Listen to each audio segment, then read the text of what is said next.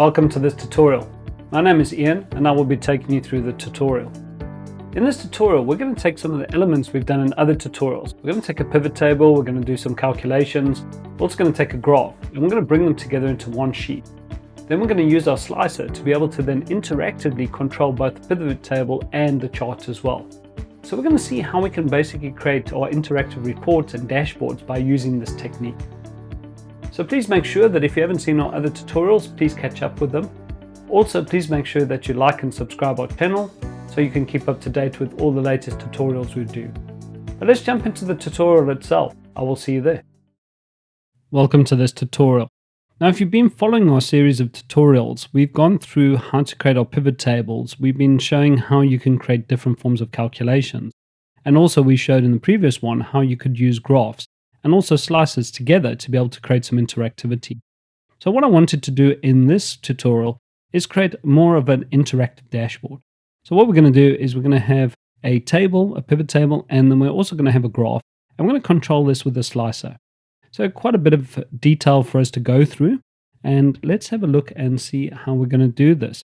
Okay, so with our interactive dashboard, what we're going to do is we're going to take our top 10 customers. And let's say, for example, for our top 10 customers, we wanted to know what was the total sales, what was the average sale value, and what was the total profit. So we'll have three different values that we want in that table. Then we also want to be able to create a graph. And what we're going to do is we're going to take our graph and we're going to use our product subcategory to be able to show our different product subcategories and what our total sales is for the product subcategories. Then what we're going to do is we're going to create a couple of slices. Let's use our region, let's use our product category, and then see how we can interactively filter both the table and the graph. Now what you are going to see with using this tutorial is that it's very easy that you can actually add more tables into this or more graphs in there if you wanted to create some more sophistication. Okay, let's get going with this. So we're going to actually go back to our data sheet, and I'm actually going to create a new pivot table. So we're going to start off with insert and go to our pivot table again. I'm going to say from table. And you'll see that the source is over there. We're going to use all 8,400 rows we've got. And I'm going to put this into a new sheet. And what I'm going to do is I'm actually going to call this sheet my dashboard. So just choose dashboard. Okay, let's start off with our pivot table. So what we said we wanted to do is to get our top 10 customers. So we've got a lot of customers in here. So we're going to use that in our rows. And we said we're going to be using our sales. And just remember, if you wanted to change the sort order of this, you could change it to A to Z. Just makes it a little bit easier to follow that. Okay, great. So we've got our customer names, we've got our summer sales, and you'll remember to be able to format this, I need to highlight all of the values. So what I'm going to do is actually take customer name out. Let's use something that's a bit smaller. Let's use our region.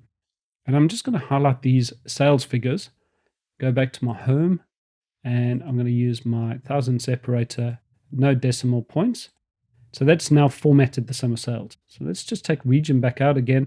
And you should see now that my customer name will have all of the formatted values. So it's just a quick and easy way of being able to format your values. And what we did say is we want the top 10 customers. So let's go to our filters. Remember, we did do a tutorial on that. And we're going to use our value filters and say we're going to use top 10. So we'll say top 10 item by summer sales. That looks great. And in this case, I'm going to sort it by my value. So we're going to sort by the summer sales, largest to smallest. Click OK on that, and there we go. So we've got our customer with the highest sales at the top. Now you remember from our previous tutorials as well that we could add more fields in here. So if we wanted to know what was our average sales value, we could drop that in there, and we could easily change that to an average. So I'm just going to say that's my average values. Also, I could use my profit, for example, drop that into my values. And now I could see for each one of these customers what each of those values is. Just remember as well, we could actually change our headings. So I could just type over this and say total sales, say this is my average sale value, and say this is my total profit. So there we go, we've got quite a nice little table forming. Okay, so let's say we now want to add our column graph, and we're going to show our product subcategories and our sales values. Now for this, all I want is the graph on here. I don't want the pivot table. So I'm going to go back to my data, and I'm actually going to insert a new pivot table into a different sheet. So I'm going to say I want to show this from my table range, and we're going to insert a new sheet, and I'm going to call this my graph. Okay, so we've created a new sheet now.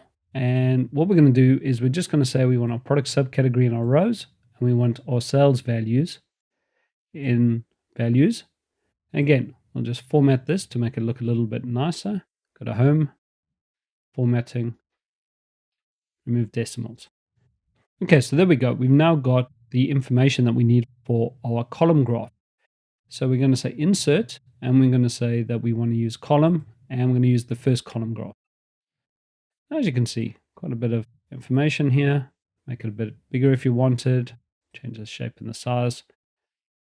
But I'm going to keep this as it is. You can go through our tutorial when we covered about graphs.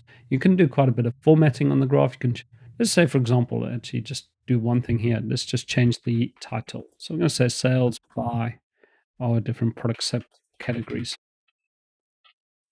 Okay, so we just got the title. And the next part that we want to do is we actually need to move this graph and we need to put it into our dashboard. So one of the easiest ways to do this is to just do a cut and paste. So if you do a right click, you'll see you get the ability to be able to do your cut.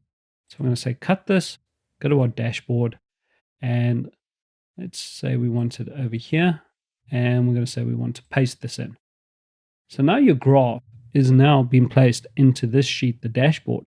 But your pivot table that controls it is still sitting over here in the graph sheet. Okay. So once we've got the two together, if we want to make this interactive, we're going to use a slicer. So let's create a slicer. So we're going to go to the table where we've got our top 10 customers. We're going to go to our pivot table and we're going to go to insert slicer. Now let's start off, say, just using our product category. So I'm going to click OK. And we get our 3 different product categories. Again, if you're not familiar with the fact of using slicers, please make sure you do our previous tutorials where we cover just how to make a slicer, how to format the slicer. For now though, what you'll see is that the product category, if I select one of these, is that the values in my table will change, but the values in my graph don't change. If I choose those, as you can see, table's changing, but the graph's not changing. So the key thing that we need to do to be able to make this interactive for both of them is that we need to change where the slicer is actually filtering. I'm just going to remove that filter. And the way we do that is to go to slicer and we go to our settings. And if you go to your settings, go down a little bit, you'll see something called pivot table connections.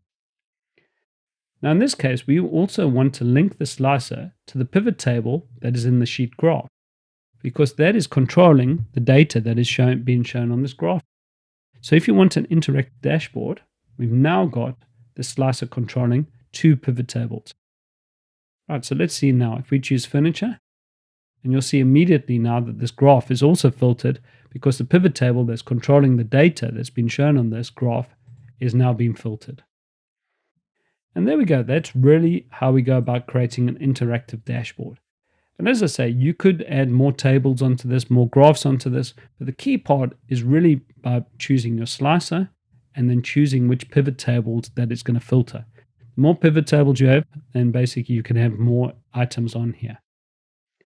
Okay, so that's going to really conclude putting together our interactive dashboard. I hope you've enjoyed this tutorial, and I will see you in the next one.